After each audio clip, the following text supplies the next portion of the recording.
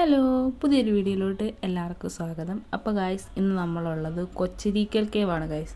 കൊച്ചരീക്കൽ cave ഇപ്പോൾ എല്ലാവർക്കും പരിചയമുള്ളൊരു സ്ഥലമായിരിക്കും. വീഡിയോസിൽ ഷോർട്സിലൊക്കെ കണ്ട് പരിചയമുള്ളൊരു സ്ഥലമായിരിക്കും കൊച്ചരീക്കൽ കേവ്.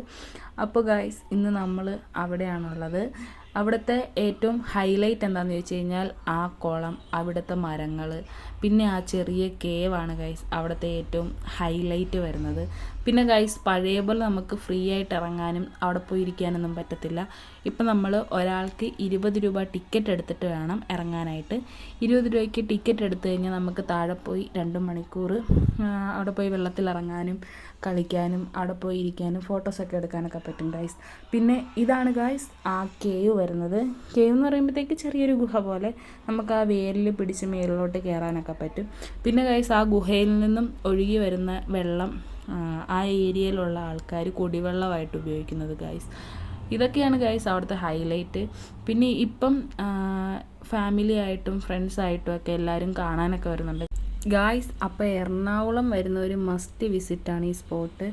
ഈ കാട്, വെള്ളം അതൊക്കെ ഇഷ്ടപ്പെടുന്നവർക്ക് അടിപൊളി സ്പോട്ടാണ് ഗായ്സ് ഇത്. അപ്പോൾ ഇതൊക്കെയാണ് നമ്മുടെ കൊച്ചരീക്കൽ കേവിൽ കാണാനും എക്സ്പീരിയൻസ് ചെയ്യാനും പറ്റുന്ന കാര്യങ്ങളൊക്കെ.